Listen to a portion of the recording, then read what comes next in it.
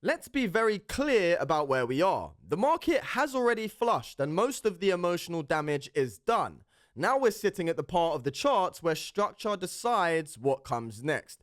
In this video, I'm going to walk you through what Bitcoin is telling us on the weekly, the daily, and the 4-hour, and why the recent breakdown actually opens much larger downside scenarios. I'll also talk about how Ethereum is setting up our next trade, not a random one, but a planned one. Nothing in this video is about prediction. It's about reaction. And by the end, you'll understand exactly what needs to happen for this market to stabilize and what happens if it doesn't. This is Bitcoin on Point, where I break down the market exactly as it is and how I'm planning around it. So Bitcoin didn't just dip. It's actually broken patterns that it's held for months, right? And it's lost the levels that were supposed to act as support. So now the market, based on this reaction, is asking a very uncomfortable question.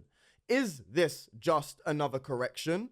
Or is it the start of a much deeper move? Because if the current structure fully plays out, this is not a small retracement. This is a move that forces people to completely reprice their expectations. And at the same time, Ethereum is doing exactly what weak markets do. It's rallying, but just enough to trap before continuing lower. So let me show you why the next few levels matter so much and how I'm approaching this without emotion and key direction.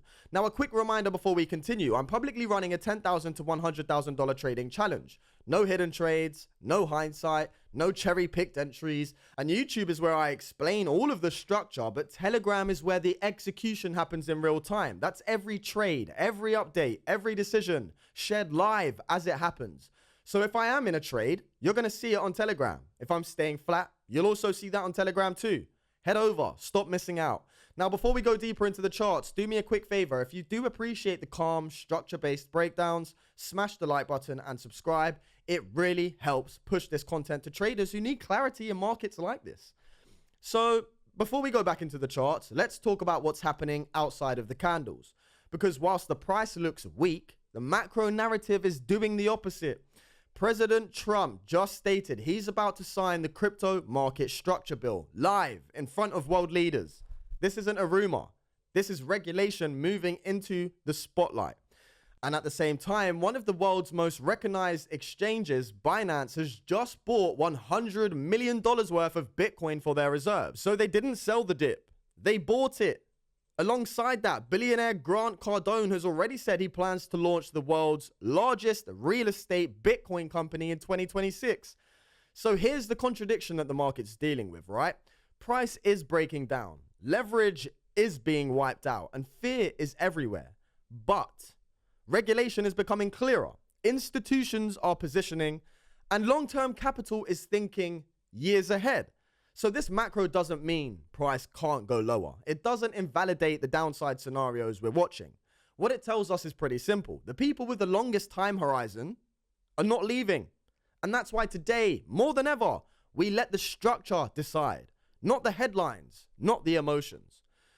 Now, with that in mind, let's start with Bitcoin on the weekly. This is where the larger move is actually being justified. And it's because a trend line has been respected multiple times in the past.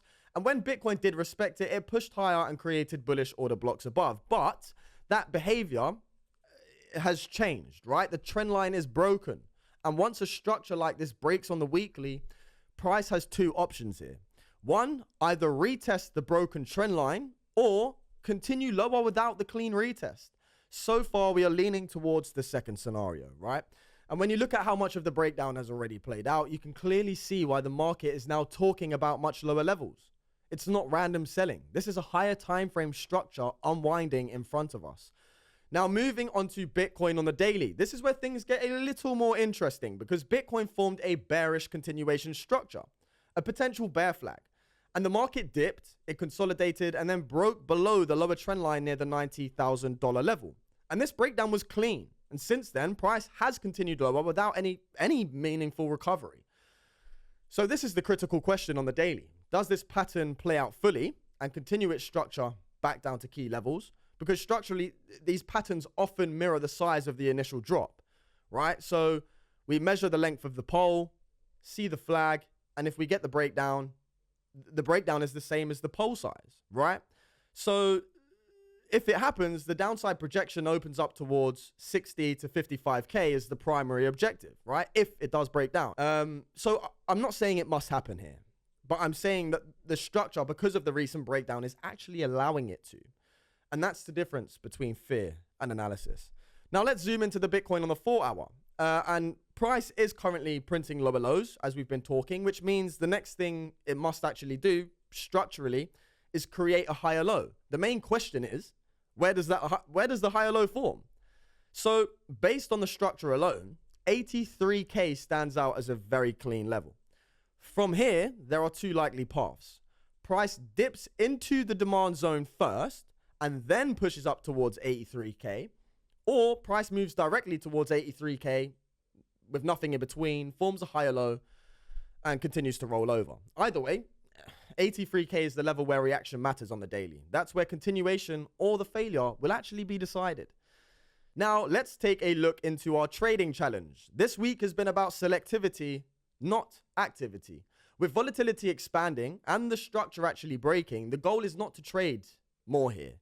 It's to trade better, right? So far, we've stayed disciplined. We've avoided emotional entries and we focused on clean asymmetric setups. The recent Rose trade, for example, played out exactly as planned, and the account is now sitting at 10.5K, nearly 10.6K. We've taken 3 trades with a 100% win rate, and more importantly, no unnecessary risk. As always, the goal isn't to look busy. It's to protect our capital and compound it properly. So any new trades, or if I decide to stay completely still in this environment, will be shared live in my free Telegram. Now, with that in mind, let's talk about Ethereum on the daily, because this is where a trade idea is actually forming. The 3.4K level was a clear bearish order block. Price reacted from it twice. And on the second reaction, Ethereum didn't just reject, it actually collapsed. The price broke the trend line, it took the sell side liquidity and failed to reclaim structure on the retest. This tells us a few things. First off, sellers are in control. Secondly, from a daily perspective, the next logical downside objective here sits near 2K. Look, now, it's not a prediction. Again, this is just simply the structure unfolding and we're navigating it as it does. Now, dropping into Ethereum's 4-hour fractal, this is where execution actually comes in. So after mapping the full leg, we drew a Fibonacci from the high to the low, and it gives us a clear golden zone, roughly around the 60-61% retracement area, right? At the same time, price is below the 50 EMA and the 100 EMA. So structure is bearish and any rally is corrective, not necessarily impulsive.